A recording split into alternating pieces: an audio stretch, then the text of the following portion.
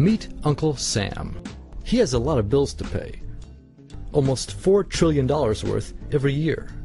Uncle Sam's income is a little over $2 trillion per year. To make up the difference, the deficit, he does what most Americans do. He borrows money. When Uncle Sam takes out a loan, he calls it a bond. Bonds can be held by banks, investors, or even foreign governments. Uncle Sam has to promise to pay interest on these bonds, just as you do on any loan you take out. Ever think about paying your mortgage with your credit card? That's exactly what Uncle Sam does. He takes out new loans, new bonds, so that he can make payments on the old ones. All those loans, and especially all that interest, adds up. Right now, Uncle Sam owes about $14 trillion. To put that in perspective, 14 trillion is about the same as the national GDP, the total value of all the goods and services produced by the American economy in an entire year. It's such a huge amount of money that Uncle Sam is starting to run out of people to borrow from, and he's having trouble just paying the interest on his loans. The obvious solution would be to either cut spending or increase taxes.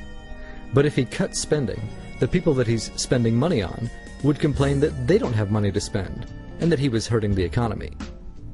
If he tried to raise taxes enough to close this gap, not only would people definitely have less money to spend, he'd probably have riots on his hands. So Uncle Sam chooses the easy way to make money. Just make it. He calls up the Federal Reserve, which is our central bank, and, like magic, dollars are created and deposited in banks all around America. The problem is that the more of something there is, the less it's worth.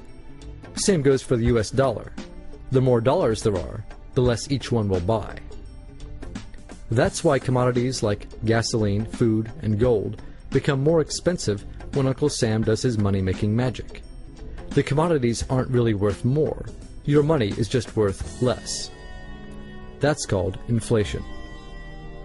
Remember the foreign governments that lent money to Uncle Sam?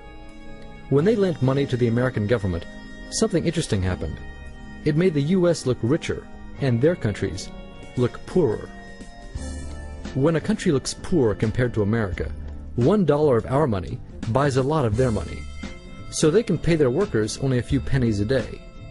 With such low labor costs, they can sell their products in America for lower prices than any American manufacturer can. The easiest way for American companies to compete is to move their factories overseas and pay their workers a few pennies a day too. This contributes to a recession. Americans lose their jobs, stop paying taxes, and start collecting government benefits like Medicaid and unemployment. This means that Uncle Sam has even less income and even more expenses. At the same time, the people who still have jobs are desperate to keep them, so they tend to do more work but not to get paid anymore. When your dollars are worth less, and you're not earning more of them, that's called stagflation. And this is why Uncle Sam is in a catch-22. He can't raise taxes or cut spending without making the recession worse. And he can't have the Federal Reserve create more money without making inflation worse. For now, he can keep borrowing money, but since he can't even pay the interest on the loans he already has, it just makes his inevitable bankruptcy even worse. Whether it's in 2 months or 2 years, the day will come when Uncle Sam can no longer pay his bills. When that happens, the banks, investors, and foreign governments who are counting on that money won't be able to pay their bills. You see, just like Uncle Sam, governments, banks, and corporations don't actually have much money. Mostly, all they have is debt to each other. If one link in the debt chain stops paying, defaults, the whole thing falls apart. If investors can't pay their bills, corporations won't be able to pay their employees. If banks can't pay their bills, you won't be able to take out a loan, use a credit card, or even withdraw your savings. If foreign governments can't pay their bills, their own banks and corporations will have the same problems. That's called a global economic collapse. It's never happened before, so nobody really knows how bad it will be, how long it will last, or even how we'll eventually get out of it. The house of cards has already been built.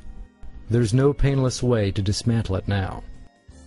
All we can do is to educate each other about what's actually going on, and to prepare for what may be very extraordinary circumstances.